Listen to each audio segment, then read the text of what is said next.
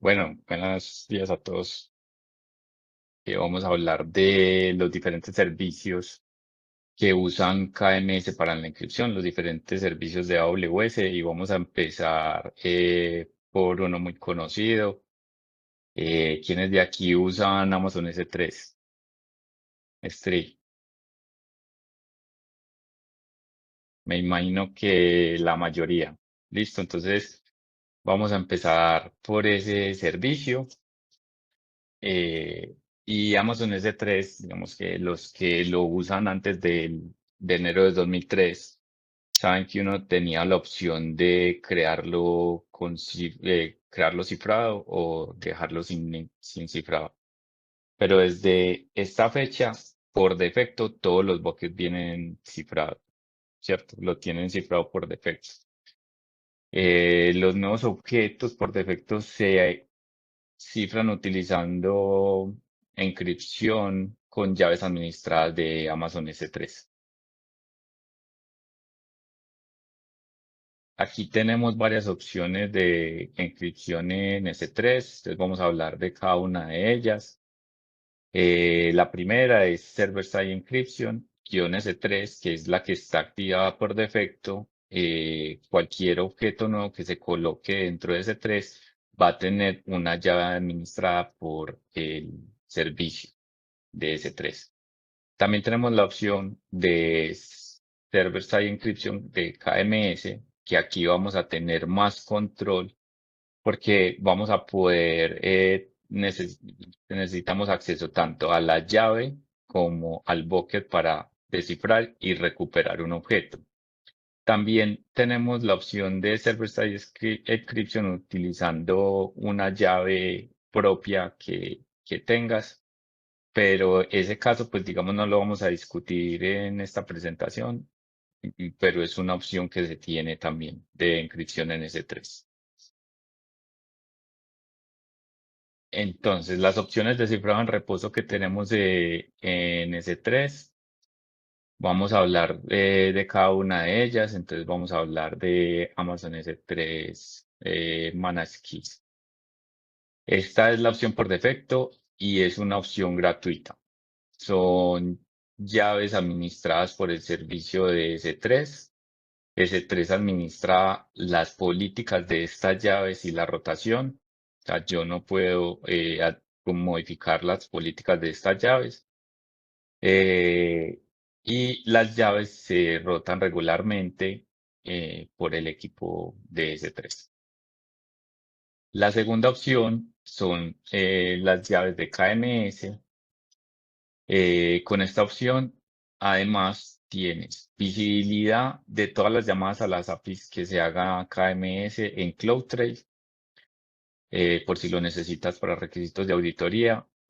También puedes administrar las políticas en este caso, las que son administradas por AWS, que es las que estamos hablando, no puedes administrar las políticas de la llave, lo que quiere decir que no puedes usar llaves entre cuentas y estas llaves se rotan regularmente por AWS. Ahora la tercera opción, que es las llaves administradas por el cliente de KMS.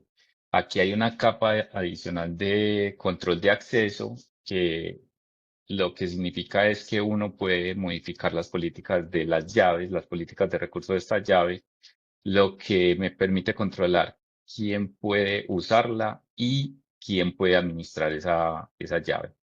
Puedes controlar la frecuencia de rotación de las llaves. Hay un registro en CloudTrail para cada uno de los llamados de esas llaves. Y siempre que se tenga la configuración correcta de la política de esas llaves, se pueden compartir entre cuentas. Listo. Entonces, para los diferentes cifrados se pueden usar diferentes encabezados HTTP. Para el Server-Side Inscription con la llave S3 se puede utilizar este encabezado HTTP, pero ya no es requerido porque está habilitado por defecto. Para usar una KMS, se usa el encabezado que está aquí, Server Side Encryption, AWS KMS, o puedo decirle específicamente el ID de mi cuenta que quiero mandar pues en el encabezado HTTP. También puedo usar la encripción dual y tengo que mandar puedo usar cualquiera de estos dos encabezados HTTP en la petición que llega al servicio. Listo. Entonces vamos a ver escenarios de encripción de C3 y qué llave se va a usar. Listo. Entonces, si yo hago un put de un objeto en S3 y yo en la llamada al put no le especifico la inscripción que voy a usar y el bucket no tiene inscripción habilitada, quiere decir que está por defecto, entonces se usa la llave de servicio. Si yo especifico la llave KMS en el put que voy a utilizar y el bucket no tiene especificado ninguna llave, o sea que está por defecto, se va a usar la llave KMS que yo especifiqué en la petición put al servicio. Y si yo en el objeto, en la llamada de put al API de SSS3 le digo que utilice la llave del servicio, pero el bucket está configurado para tener una llave de KMS, se va a utilizar la llave del servicio que especifique en la llamada de put. Entonces, si ven, siempre en la llamada que yo hago al servicio a nivel de objeto va a primar sobre la configuración que tengo a nivel del bucket. Eso es como para tenerlo claro. Muchas veces pasa que yo veo la configuración del bucket y lo veo con una llave, ¿cierto? Y voy a un objeto y lo veo con otra. Esto puede ser lo que puede estar pasando al momento de poner el put object en S3. Ahora vamos a examinar cómo se encripta y se desencripta en Amazon S3. Vamos a ver varios escenarios. Voy a hacerlo, digamos, como lo más sencillo posible, como para que a todos nos quede claro. Entonces vamos a ver cómo funciona una solicitud de cifrado con AWS KMS. Entonces, cuando un cliente hace la solicitud para colocar un objeto en un bucket, hace el put de un objeto en texto claro. Eh, S3 va a hacer una solicitud a KMS para generar un data key. KMS va a verificar si se tienen los permisos correctos para hacer esta solicitud. Entonces, si tiene los permisos correctos, va a devolver un data key en texto claro a S3. Ese data key se va a usar para cifrar el objeto. Ahora, el objeto, una versión cifrada del objeto con este data key va a quedar almacenado en el bucket. Listo. Después de que esto pasa, la versión en texto claro bueno, y también se cifra la data key en texto claro con la llave KMS que se está utilizando para esa operación. Después de que esto pasa, se deshabilita la data key en texto claro que KMS dio inicialmente para hacer el cifrado del objeto. Listo. Ahora, ¿cómo funciona la desencripción? Listo. Entonces, el cliente va a hacer una solicitud GET a S3. S3 va obviamente a detectar que se está usando un cifrado KMS. Entonces va a enviar la data key cifrada a KMS. Recuerdan que cuando hizo el put, el bucket quedó con la data key cifrada en el bucket. Y le manda a KMS una petición para hacer el decrypt del objeto. Entonces, KMS obviamente va a revisar que sí se tengan los permisos para hacer el decrypt y KMS va a devolver el data key en texto claro, ¿cierto? Va, eh, va a descifrar ese data key que estaba cifrado con la KMS key que estamos usando para la operación. Entonces, ese 3 ¿qué va a hacer con ese data key en texto claro? Lo que va a hacer es va a descifrar el objeto y lo va a devolver al cliente. Y acto seguido lo que va a hacer es va a eliminar el data key en texto claro que quedó en el bucket. Listo.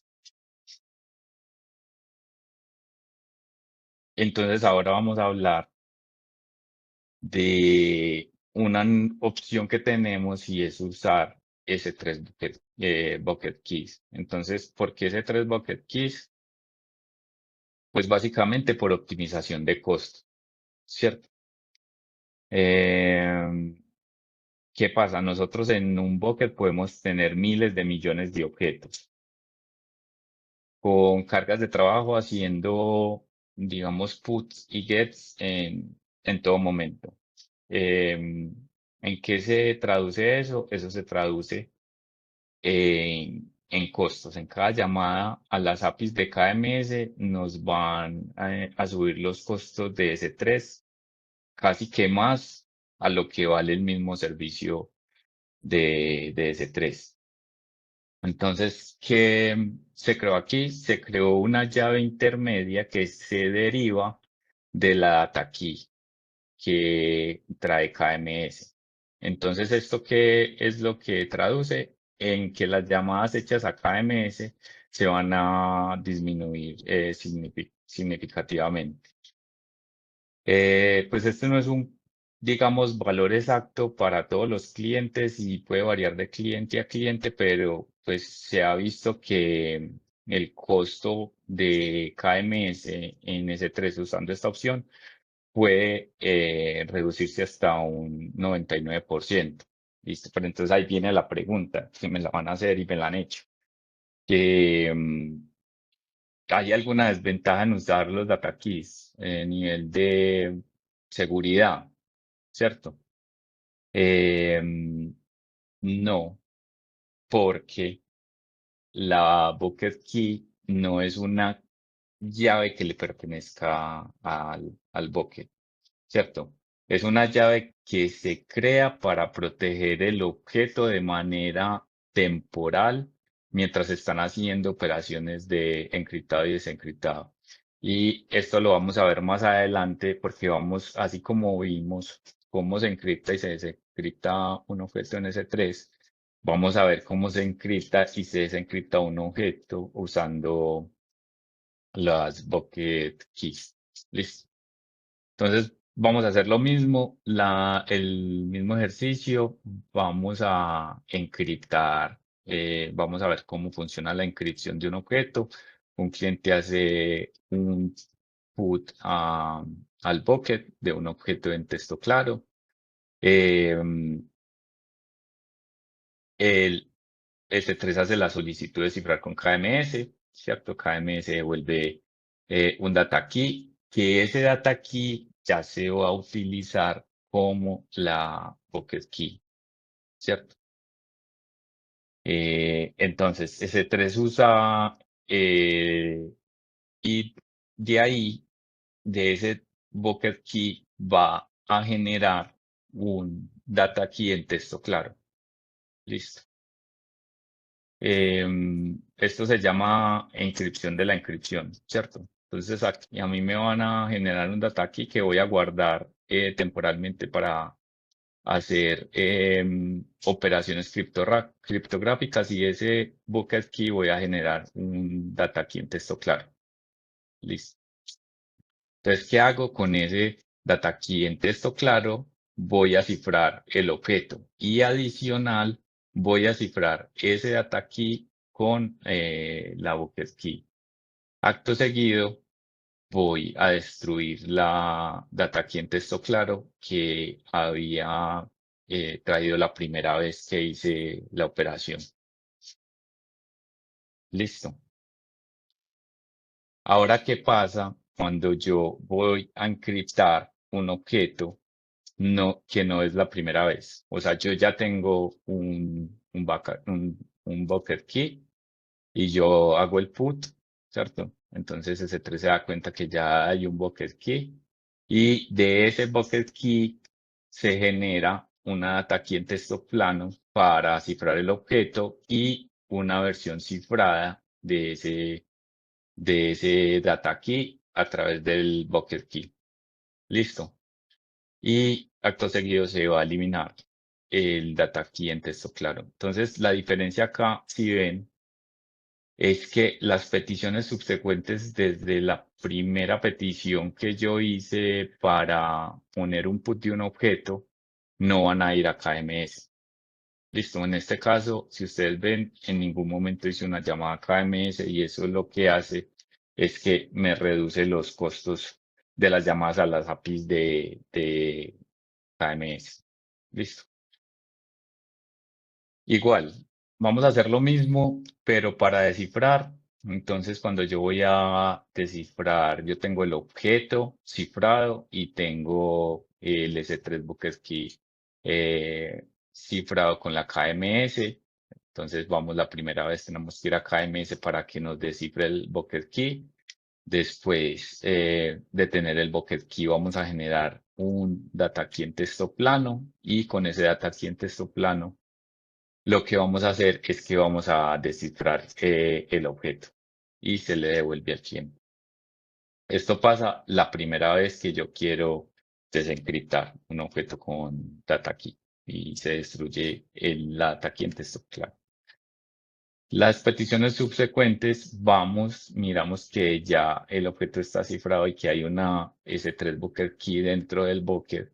Con ese S3 Bucket Key vamos a generar un data key en texto claro y vamos a generar el objeto en texto plano, lo vamos a devolver y vamos a eliminar el data key en texto plano. Entonces, ahí ven la diferencia de cómo las interacciones subsecuentes de encripción y desencripción no interactúan con KMS, lo que quiere decir que los costos relacionados a las llamadas de las APIs de KMS no se van a ver en este tipo pues, de configuración.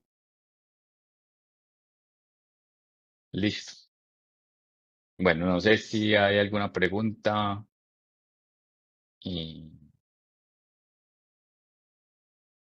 no alcanzo a ver acá, pero bueno, igual ahorita la miramos. Ahora vamos a pasar a EBS, Elastic Block Storage. Vamos a mirar las configuraciones de encripción de EBS. Vamos a hablar de 3 tipos de almacenamiento. El Instance Storage es un almacenamiento temporal a nivel de la instancia de S2. Amazon EBS es un almacenamiento de alto rendimiento, eh, que es lo que estamos hablando pues propiamente hoy. Y los snapshots son instantáneas que se crean normalmente incrementales en el tiempo de volúmenes EBS. Eh, Aquí no vamos a discutir los snapshots, pero lo importante saber es que cuando se cifran los volúmenes EBS, también se cifran los snapshots que se generen de esos volúmenes con la misma llave que se tiene configurada en el volumen. Listo. Entonces vamos a hablar del cifrado de NBS. Es diferente a S3. Aquí hay un data key por volumen. Entonces, cuando se crea un volumen de EBS, se crea una data key. Se usa el cifrado AES 256XTS. Esto le permite transmitir cifrado y descifrado de datos mientras fluye entre el volumen y la instancia. Y muchas veces a mí me preguntan y me dicen si el volumen EBS se descifra cuando se conecta a una instancia, cuando se monta en una instancia. Y no, en este caso los volúmenes EBS permanecen con cifrado en reposo cuando se montan en las instancias. Listo, entonces acá vemos las opciones dentro de la consola, cómo se encripta un volumen de EBS y cómo se selecciona pues la key que se va a usar para la encripción del dicho volumen.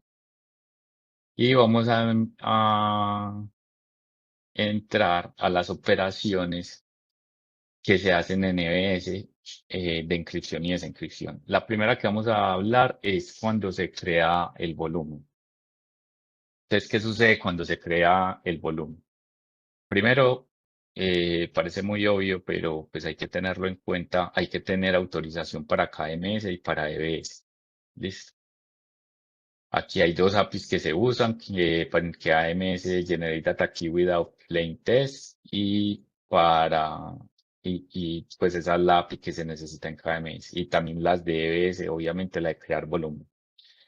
Entonces, el servicio de EBS va a llamar a KMS para solicitar una data key para cifrar el volumen, ¿cierto? Entonces, KMS va a autenticar esa solicitud y va a generar una data key y se la va a proporcionar al servicio, a EBS. EBS va a tomar esa data key y la pone en un módulo de hardware y la usa para cifrar y descifrar los datos del volumen de la instancia de C2. Listo. Es así de sencillo cuando se crea un volumen. Ahora, yo voy a tachar el volumen a una instancia. Entonces, el servicio de C2 también va a necesitar permisos para usar la llave KMS. Les parece obvio, pero pues hay que decirlo. Porque S2 va a necesitar llamar al servicio de KMS para hacer el descifrado de los datos. Listo. Entonces, ¿qué va a hacer? El volumen EBS está cifrado con una KMS key. Listo. KMS va a verificar la política de la key para verificar que los permisos o sea, se puedan dar. Listo. Em, entonces, el KMS verifica si el cliente que está haciendo la llamada tiene permiso para hacer el decrypt y le devuelve el datacrypt encriptado a la instancia C2. Recuerden que nosotros estamos llamando a una API que se llama Generate Data Key Without Plain Test. Quiere decir que el data key es proporcionado encriptado con la misma llave KMS. Y con ese data key, S2 lo que hace es que hace la desencripción de la data key y después de desencriptar la data key, encripta el volumen de EBS que fue atachado. Listo. Entonces, un poquito, pues, medio técnico, pero bueno, espero que ahí, digamos, me hayan entendido como el proceso que se surte al momento de atachar un volumen a una instancia cuando está encriptado. Listo. Entonces, aquí hay tres servicios claves para mantener un control de seguridad. Aquí pues vamos a hablar de cada uno, vamos a hablar de CloudTrail. Eh, Como ustedes ya saben, es nuestro servicio de auditoría y registra cada llamada a las APIs. Nos permite saber exactamente quién, cuándo y desde dónde se hizo una llamada a una API. Por ejemplo, si alguien accede a una llave de KMS, CloudTrail va a registrar el usuario, la cuenta, la IP, el timestamp y el recurso específico que se utilizó, o sea, la llave específica que se utilizó. También tenemos un servicio que es muy importante que se llama Amazon CloudWatch, que nos proporciona métricas y eventos en tiempo real. Listo, ahí podemos monitorear la expiración de certificados, la rotación de llaves o eventos críticos como eliminación o renovación de certificados. Y hay otro servicio que a mí me gusta mucho que se llama WS Config, que nos permite mantener la configuración de certificados según nuestras políticas. Es un servicio que nos muestra si estamos cumpliendo o no con políticas que nosotros mismos habilitemos a través de reglas de config. Entonces, por ejemplo, podemos mirar si todos nuestros buques tienen el cifrado habilitado, por ejemplo, que CloudTrail esté cifrado, entre otros controles que se pueden poner en config. Listo. Esto es todo visibilidad. Ahora, bueno, vamos a empezar a hablar de los servicios de certificados, pero lo primero que tenemos que hablar es entender qué es un certificado criptográfico. Listo. Básicamente, un certificado criptográfico es una credencial digital. Listo. Entonces, permite a un cliente identificarse para hacer conexiones de red segura. Entonces, piensen en esto como no sé, la identidad digital de navegadores, de usuarios internos, de computadoras, de servicios, de dispositivos IoT, etcétera. ¿Listo? Entonces, estos certificados funcionan dentro de lo que llamamos una infraestructura de llave pública o lo que van a escuchar mucho, PKI. Es como decir, es un ecosistema que yo creo de confianza, donde un certificado va a contener la firma criptográfica del archivo original, ¿cierto? Va a tener información sobre el firmante, quién está firmando ese certificado. Va a tener su llave pública y va a tener la firma del emisor del certificado. Ahorita más adelante vamos a entender todos esos conceptos, pero aquí es importante que sin certificados nosotros no podríamos tener conexiones seguras en Internet o verificar la autenticidad, por ejemplo, de un software que estamos ejecutando. Listo. Entonces ahora vamos a hablar de algunos servicios que manejan certificados en AWS y vamos a empezar con ACM. Este es el servicio para provisionar, gestionar y desplegar certificados SSL/TLS públicos y privados. Listo. ¿Cuál es la ventaja de este servicio? ¿Cuál es la ventaja de ACM? Que se integra con otros servicios de AWS y maneja la rotación automáticamente con esas conexiones de esos servicios.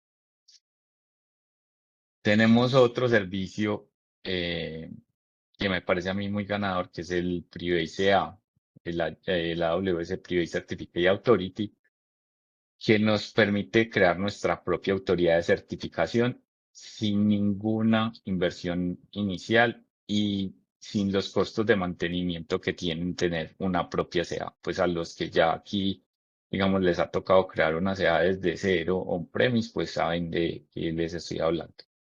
También, y muy importante, se integra con Microsoft AD para los casos de uso empresariales. Listo, y eso lo vamos a ver más adelante.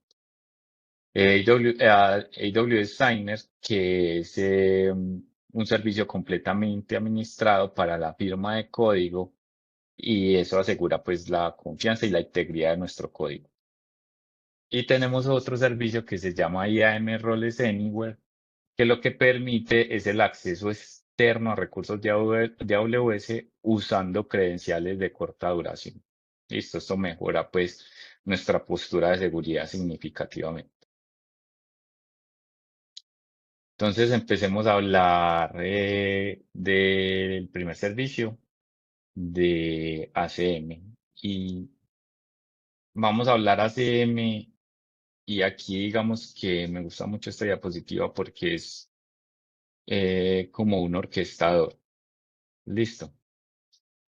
Entonces, aquí vamos a ver cómo ACM actúa como un orquestador conectándose a otros servicios de AWS. Entonces, ¿a qué servicios está conectado? Aquí tenemos, por ejemplo, Elastic Load Balance. ¿Para qué? Para darle los certificados SSL y TLS a a los balanceadores de carga. Con Amazon Cognito para la autenticación de usuario. AppRunner para las aplicaciones containerizadas. Amplify, las aplicaciones web y móviles. EKS, SS, SR para todas las cargas de trabajo de contenedores. IoT Device Management para los dispositivos IoT, obviamente, y roles Anywhere para todo el tema del acceso híbrido a AWS. Y tiene otra integración con Amazon Trust Services.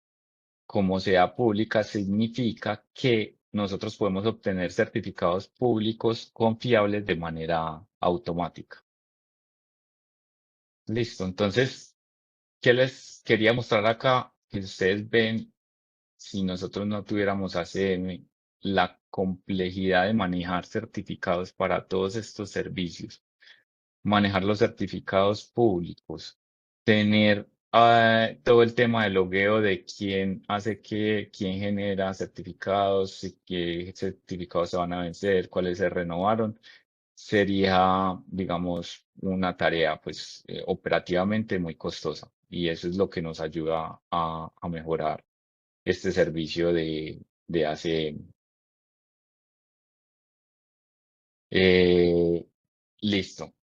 Entonces, hay muchos servicios que se integran con ACM para proveer los certificados. Entonces, por ejemplo, si vas a un balanceador de carga y le configuras un target que recibe conexiones SSL, es tan fácil como decirle que vas a utilizar ACM para el certificado y seleccionas el certificado que previamente ya tuviste que haber creado. Pero es tan fácil como eso y ya, digamos, la conexión se hace automática y la renovación también se hace automática. Listo. Entonces, ¿cómo se hace la validación y la renovación de certificados en ACM? Entonces, cuando yo tengo un certificado público, la validación se puede hacer de dos maneras. A través de DNS, que es recomendada porque es de manera automática, o a través de una validación de email. Entonces, los correos admitidos para la validación de email son administrator, postmaster, webmaster y admin, @ el dominio del certificado. Listo, entonces es muy importante que se tenga al menos uno de esos correos configurados para poder hacer la validación de ese dominio. Y en la renovación, eh, los certificados son válidos por 13 meses. En la renovación, si la verificación es por email, ACM manda un correo 45 días antes de la expiración. Y si es la verificación por DNS, ACM va a revalidar el dominio 60 días antes de la expiración. Y si la validación es exitosa, pues la renovación es automática. Listo, eso para tenerlo claro. Ahora vamos a hablar de otro servicio que se llama la PrivacyA. Listo. Entonces, la PrivacyA es una autoridad de certificación privada, segura y completamente administrada. Listo. ¿Cómo así que completamente administrada? Pues yo no administro ningún hardware ni software por debajo del servicio, yo solo, digamos, lo configuro. Entonces, ¿cuáles son las características principales de este servicio? Que hay una gestión centralizada de las autoridades de certificación, hay agilidad para los desarrolladores porque se proveen APIs para la automatización de todas operaciones que se tengan que hacer con la privacidad. Hay flexibilidad porque se pueden personalizar los certificados privados según pues, las necesidades. El modelo es de pago por uso, no es un modelo que me vayan a pagar por instancias que yo tengan encendidas por cierto tiempo. Y tiene un soporte completo desde la root, la entidad certificadora y las subordinadas. ¿Listo?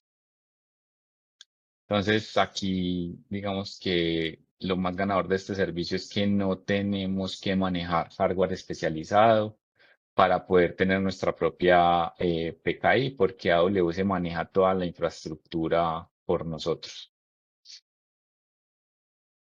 Listo. Entonces, aquí hay varios casos de uso en donde, digamos, es importante o sería de mucha ayuda tener una SEA privada, una privacidad. Entonces, en IoT y aplicaciones de dispositivos, porque podemos emitir certificados para dispositivos IoT y proporcionando una identidad única pues para cada dispositivo.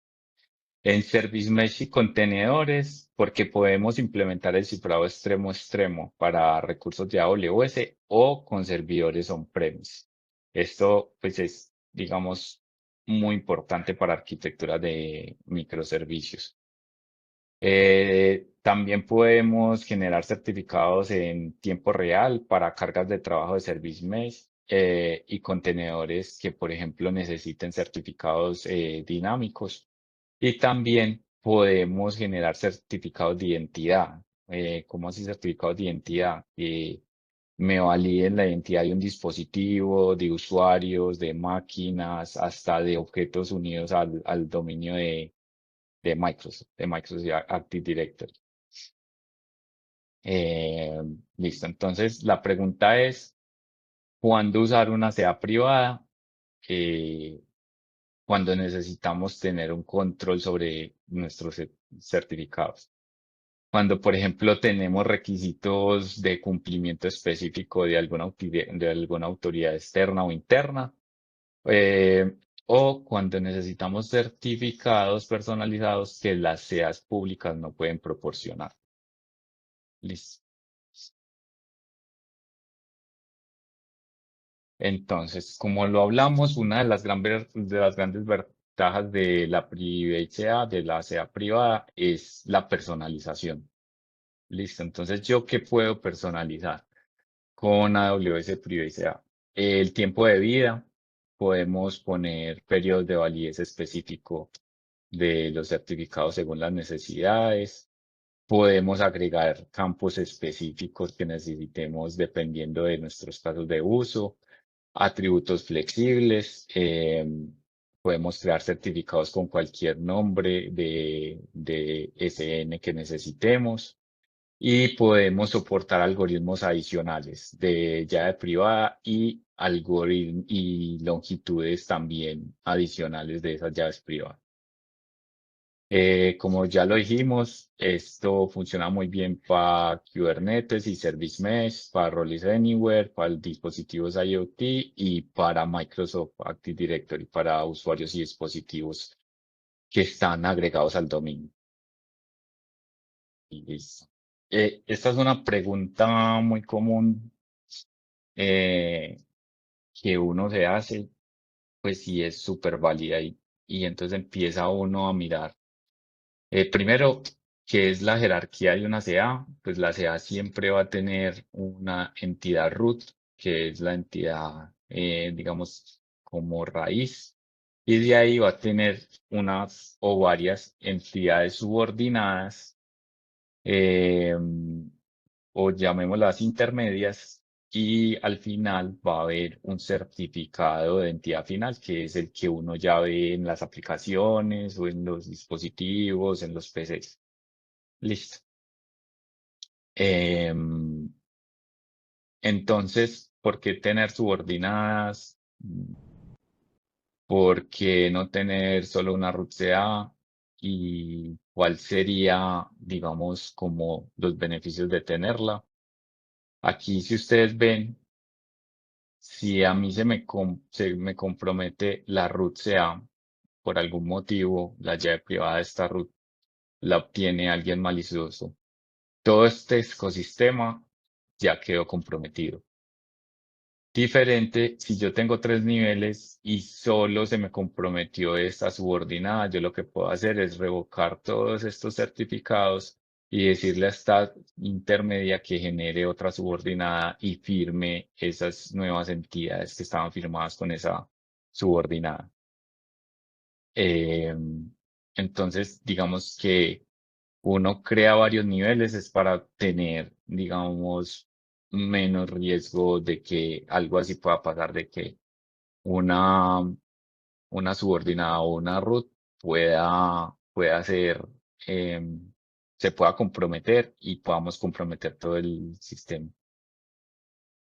Entonces, esto sí es, digamos, como basado en la experiencia, yo que recomiendo. Y más que tenemos un servicio totalmente manejado por AWS, cuando estaba on-premise, yo decía tres niveles, una root y dos subordinadas, y de ahí empezamos a firmar. Listo. Se me compromete la de abajo, no tengo problema, la de la mitad, listo, pues tengo ahí pues, más problema, pero digamos que todavía tengo margen de acción. Pero ya con todo el ecosistema manejado por AWS, todo el hardware, el riesgo de que una llave privada sea comprometida baja significativamente. Entonces, ¿yo qué les digo? Manténganlo simple. Dos o tres niveles máximo. No vayan más de ahí. Pues el servicio soporta hasta cinco, pero ponerle más de tres niveles a una CA, lo único que te va a dar es que, eh, pues digamos que sí te va a subir la seguridad, pero al incrementarse también la operación, eso va en detrimento de que yo tengo que firmar, digamos, con varias entidades, voy a tener más incidentes porque de pronto, no sé, los firmé con la subordinada que no les desplegué a los dispositivos que deberían firmarse con esa subordinada, etcétera. Entonces, digamos que en ese caso, pues máximo dos o tres niveles. La root, la root es como la, pues es como la reina, pues de todas, ¿cierto? Entonces, ¿yo qué les digo? Más bien gasten sus esfuerzos en asegurar esta ruta. Listo. Esta es la que tenemos que asegurar con, digamos, con todo lo que podamos. Yo qué les digo, pongan esa ruta en una cuenta aparte, que nadie tenga acceso, que solo las personas de seguridad tengan acceso. Eh, Póngale alertas, todas las APIs que se llamen a privacidad, que les llegue un correo, lo que sea. Listo. Otra cosa que les recomiendo que se hagan cuando se diseñe una root es que creen roles de administrador independiente a los roles de uso. Listo, no es lo mismo que yo pueda generar subordinadas, desatachar subordinadas, eliminar subordinadas, a que yo pueda generar certificados o generar plantillas para los certificados. Listo.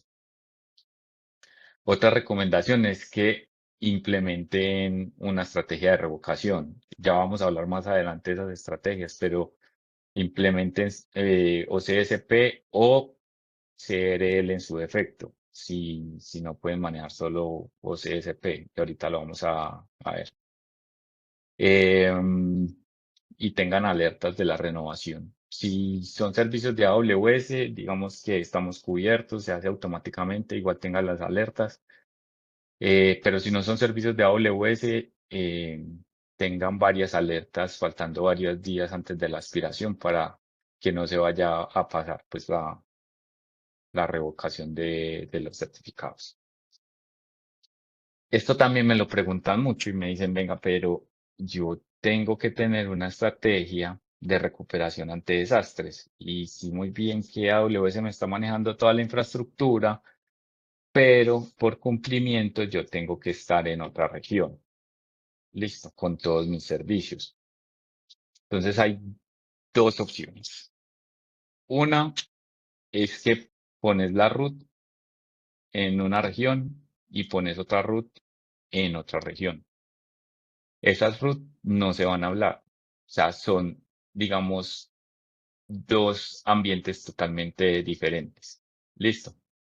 ¿Cuáles son los pros de eso? Y lo vamos a hablar más adelante en la próxima diapositiva, pero bueno, vámonos al otro esquema antes de hablar de tener dos roots en regiones independientes, y es la que estamos viendo acá, es tener subordinadas redundantes en diferentes regiones.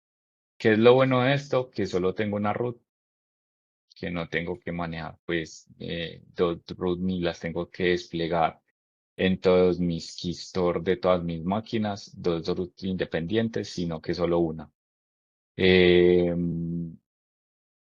Y puedo desplegar mi subordinada en una región diferente. ¿Qué pasa?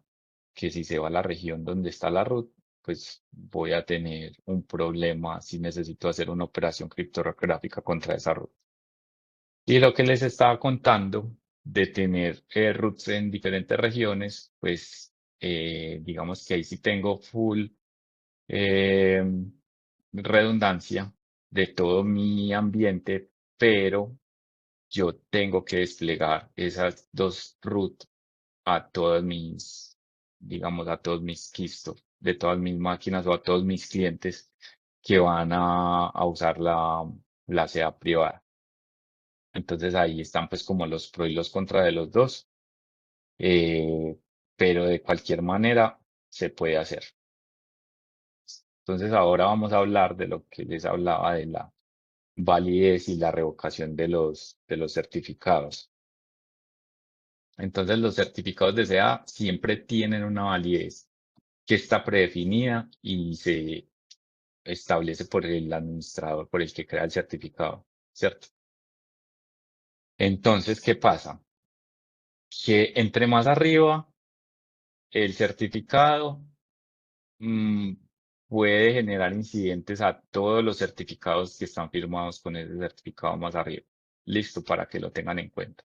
Entonces, por eso, uno que recomienda que la root sea típicamente de 10 y hasta 20 años. Que las subordinadas, por ejemplo, la primer subordinada, la que está debajo de la root, tenga validez de 5 años. Normalmente las subordinadas pueden tener validez de 1 a 5 años, yéndome más por 5 y la más abajo de 2 como está en la diapositiva. Em, y los certificados de entidad final, pues sí, una validez de 13 meses. Listo, esto que nos asegura que los certificados de nivel superior no vayan a expirar antes que los certificados de más abajo y vayamos a causar pues un incidente en todo nuestro ecosistema solo por un certificado. Listo, entonces ahora vamos a hablar de la revocación de los certificados. ¿Por qué existe la revocación de los certificados? Porque yo ya no quiero que alguien que tenga un certificado y que por algún motivo el certificado fue comprometido o, digamos, ya cambié el endpoint y ya cambié el certificado que va a ser endpoint. Entonces yo ya no quiero que que esos endpoints se confíen con los certificados que ya fueron emitidos. ¿Listo? Entonces hay dos mecanismos de los que le hablaba ahora. CRL, Certificate Revocation List, que como su nombre lo indica, es una lista de certificados revocados, y el otro que es OCSP, que es Online Certificate Status Protocol, que es una verificación en tiempo real del estado de los certificados. Entonces, dependiendo del que escojamos, vamos a tener diferentes requisitos de ancho de banda y capacidades de los clientes. Listo. Aquí hay que tener en cuenta que tenemos que no solo es nuestra infraestructura eh, la que tiene que soportar eso, sino también nuestros clientes lo tienen que soportar. Listo. Entonces, muy rápidamente, la revocación usando CRL. Esto es una técnica que se usa que lo que hace es que empaqueta una lista de certificados revocados y los distribuye a través de actualizaciones al navegador. Listo. Entonces, ¿qué pasa? Que la lista de certificados puede ser muy grande. Listo. En- entonces, esta lista de certificados muchas veces solo incluye algunos certificados que son de más impacto. Esto es una técnica que los navegadores llaman, por ejemplo, Firefox se llama OneCRL o CRL-set en Chrome. Listo, cuando estas listas de revocación de certificados son tan grandes, pues ellos incluye solo algunos certificados. Listo. Y esto no es en tiempo real. Esto pues se hace una petición en el caso de PCA a un buque S3 que no está cifrado obviamente, eh, porque la idea es que cualquier cliente vaya y revise la lista de certificados pues revocados y pueda ir a pedir el nuevo certificado a la entidad certificadora. Listo. Listo. Ahora vamos a hablar de Online Certificate Status Protocol o CSP. Entonces, ¿cómo funciona?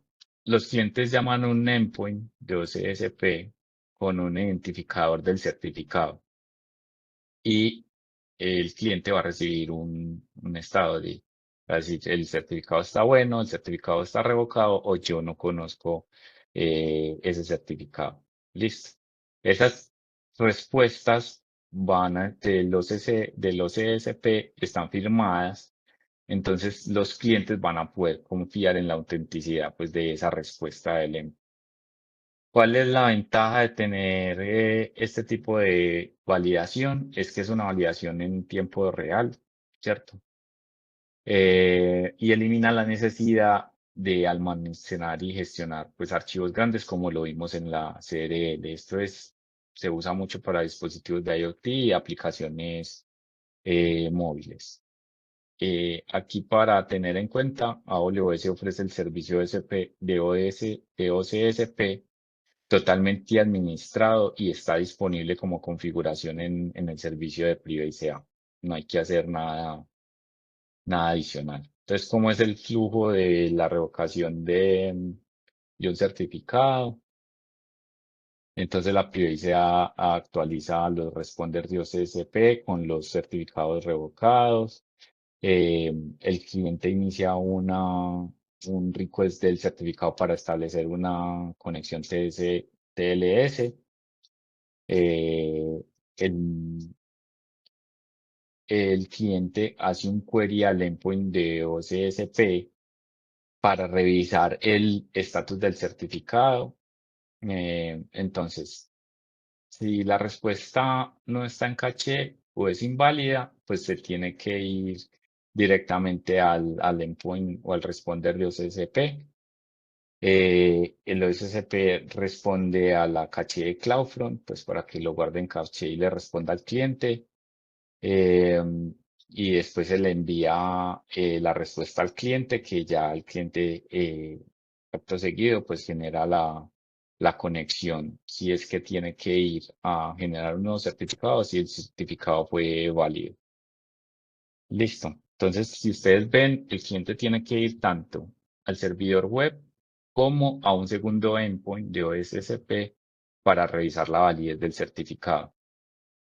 Pero se creó algo que se llama CSP Staple, que básicamente es como lo mismo, pero ya, digamos, optimizado.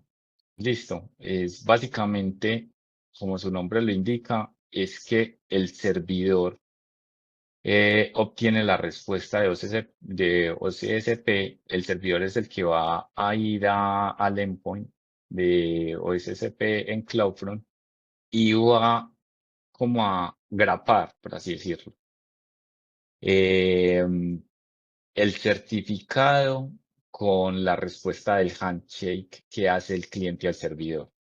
Listo.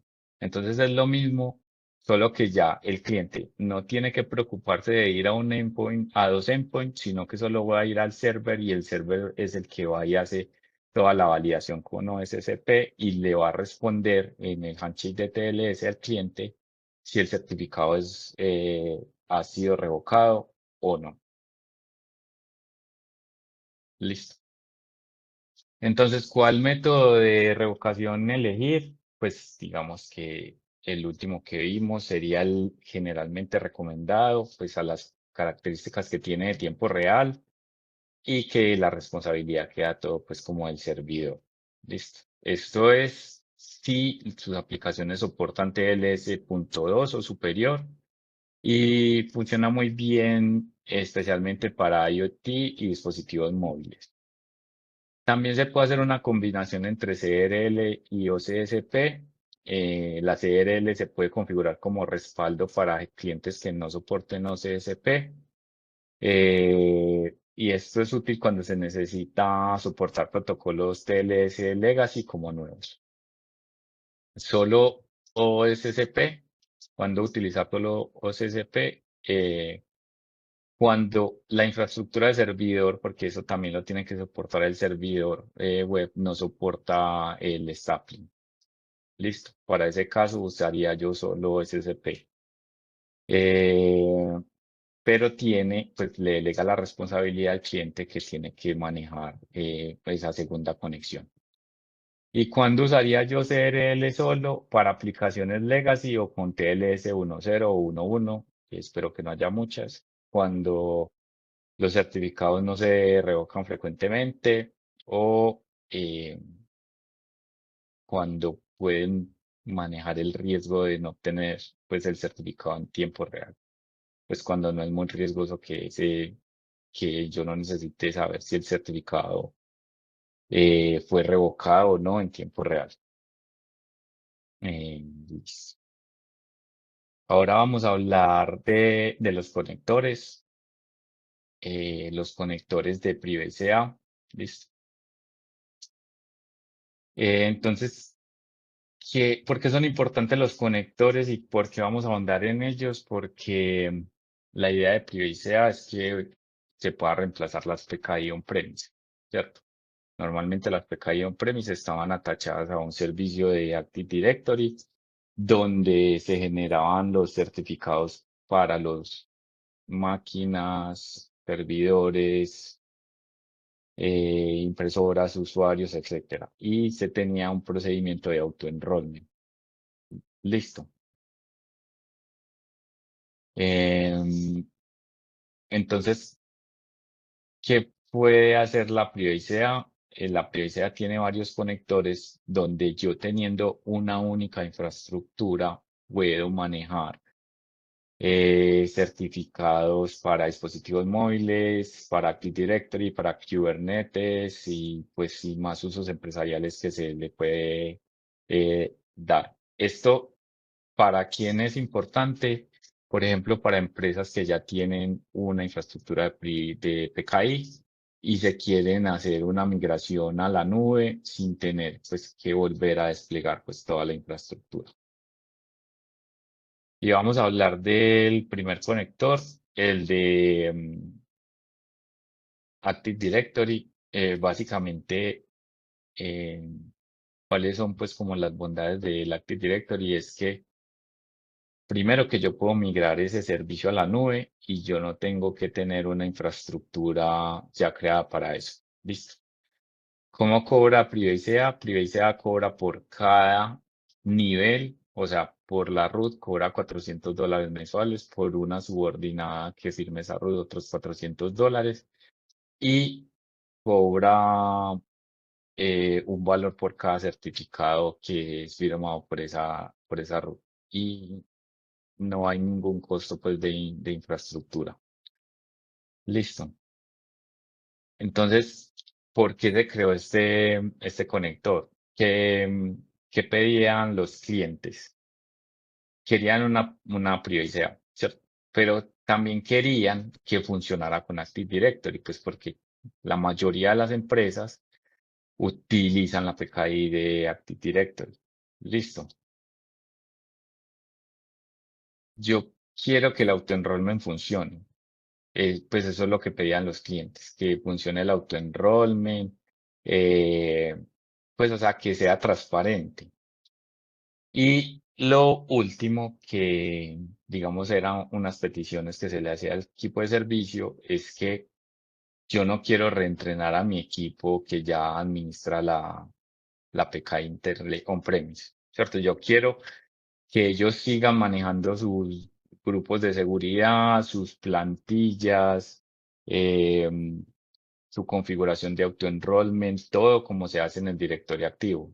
Y pues no me interesa que ellos tengan que aprender o tengan una curva de aprendizaje alta nuevamente solo pues por cifrar ese servicio. Listo.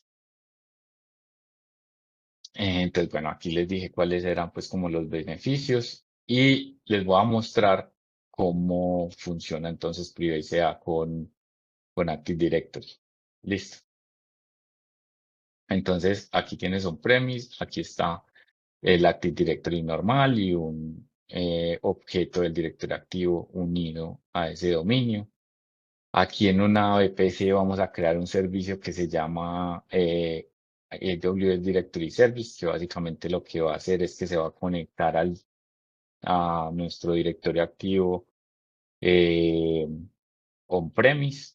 Listo. Y vamos a crear un conector entre el servicio de PrivacyA y este directory server.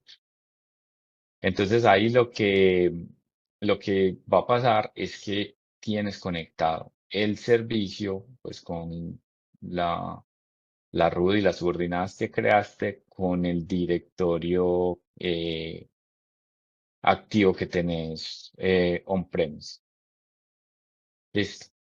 Entonces ahí digamos que los clientes ya no se van a conectar. Pues se conectan obviamente al director activo para traer pues todas las GPO y las políticas y eso, pero aquí hay una GPO, déjenme me devuelvo, aquí hay una GPO que le dice a este objeto, pues digamos que esto es un servidor, donde tiene que ir a buscar cuál es el endpoint para ir a buscar ese certificado y el endpoint, entonces va a ser en este conector por Active Directory de PrivacyA y va a ser, digamos, como le va a devolver el certificado dependiendo de la plantilla que vino pues en esa GPO para este usuario. Listo, entonces así es como funciona, digamos, por debajo el servicio con un conector de Active Directory. Aquí vamos a ahondar un poquito más en cómo por debajo del servicio funciona. Listo. Entonces, cuando se crea este conector de Active Directory, básicamente lo que se crea es un VPC endpoint en esta VPC.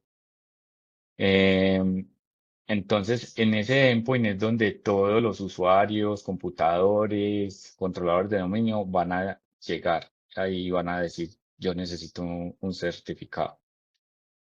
Entonces, una vez ya tenés esto configurado y creas las plantillas, ya el cliente lo que tiene que hacer es crear y actualizar un grupo con una GPO para decirle que vaya a ese endpoint. Listo, como lo vimos ahorita. Entonces, el objeto que tiene que estar, pues, obviamente unido al Active Directory va a ser la comunicación con ese endpoint. Listo. Entonces, aquí hay varios tipos de objetos. Hay objetos que se comunican periódicamente, los usuarios se comunican al iniciar sesión, los PCs se comunican cuando inician Y si, por ejemplo, la computadora ha estado prendida por más de 8 horas, pues por defecto, cada 8 horas se hace pues como esta conexión. Em, yo he visto que esa conexión de las 8 horas, pues eso nunca se toca. Eso está por defecto, aunque se pueda cambiar, pues eso queda eh, siempre queda por defecto en las 8 horas. Listo. Entonces, ahí lo que pasa es que el, después de que esa autenticación, obviamente este objeto llega al conector para directorio activo. Esta petición tiene que ser validada con el directorio activo, pues para saber que efectivamente sí es alguien que pertenece al grupo de seguridad que se configuró, cuáles son las plantillas que se le tienen que dar a ese objeto, y después de que se valida cuáles son las plantillas, entonces el PrivACA le manda el certificado que tiene que mandárselo, que según la plantilla que tiene que mandarse al cliente, y el cliente ya obtiene el certificado. Listo. Entonces, como recapitulando un poquito y haciéndolo un poquito más no tan técnico, aquí ya vimos que la conexión entre PrivACA se hace a través de un AWS Directory Server AD Connector. Se tiene que configurar un conector por AD en el servicio de PrivACA, y así es la manera como se configura la conexión entre Active Directory y el servicio. Y acá en el directorio activo, que ya venía pasando, no es algo nuevo que tengan que hacer los administradores, se crea un security group con las GPOs que le aplican, por ejemplo, a objetos de tipo servidor. Y, y se le cambia en esa GPO el endpoint donde este objeto tiene que ir a traer los certificados según la plantilla que se le haya dado en esa GPO. Listo. Hasta ahí espero que haya quedado claro. Listo. Y aquí hay otro conector para Kubernetes, para los que estén pues como familiarizados con Kubernetes. Lo que pasa aquí es que vamos a utilizar eh, un conector que utiliza un plugin nativo de Kubernetes que se llama Ser Manager. Listo. Entonces el microservicio de por sí ya se venía comunicando con este plugin que es nativo, no es nada que es propio de AWS, pero hay un conector que se comunica con ese servicio y con la privacidad para hacer, digamos, como el despliegue de certificado o todas las operaciones de certificado que necesite este microservicio. Entonces, si vamos de Ser Manager, que es el plugin de Kubernetes para acá, en el microservicio no hay que hacer nada adicional. La configuración viene desde el conector de Kubernetes que se instala en el clúster y la configuración de PrivaCA. Listo. Aquí vamos a hablar que se puede utilizar para varias cosas. El conector de Kubernetes. Para Service Mesh, por ejemplo, usando una herramienta como Istio, se pueden eh, proteger las comunicaciones, o sea, que las comunicaciones entre microservicios estén cifradas, que por defecto no son cifradas en Kubernetes. Para asegurar las comunicaciones entre los clientes y el clúster de Kubernetes, la API del clúster de Kubernetes sea también cifrada con un certificado privado.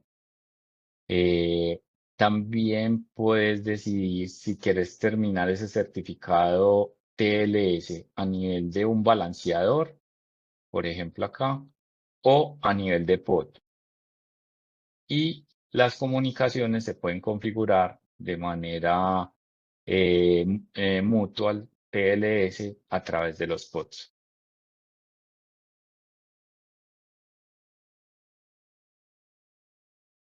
Listo. Aquí vamos a hablar también de otro conector que tenemos para dispositivos móviles.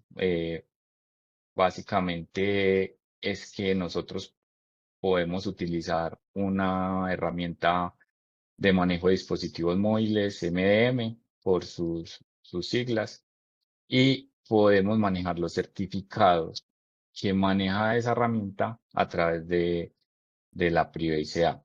Listo, entonces, digamos que ese protocolo lo que permite es que se soliciten, se obtengan, se renueven certificados sin ningún tipo de intervención manual. Entonces, el conector de SCP, que por sus siglas es Simple Certificate Enrollment Protocol, funciona con em, soluciones MM populares en el mercado. ¿Listo? ¿Y cómo funciona? Los dispositivos móviles se conectan a la solución de MM. La solución de MM usa un conector SSP para solicitar los certificados y ese conector es el que se comunica con la PRIVACA para distribuir los certificados a los dispositivos móviles que los permitan. Entonces, básicamente, esto lo que permite es no tener que cambiar tu MDM, sino configurarlo para que use ya la PRIVACA. Entonces, ahí ya hemos hablado de dos cosas. Soluciones empresariales.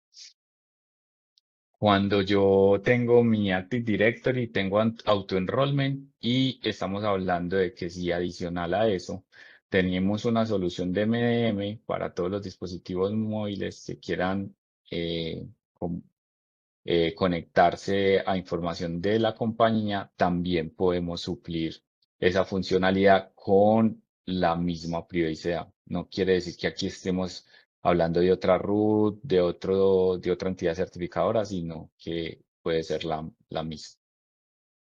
Listo.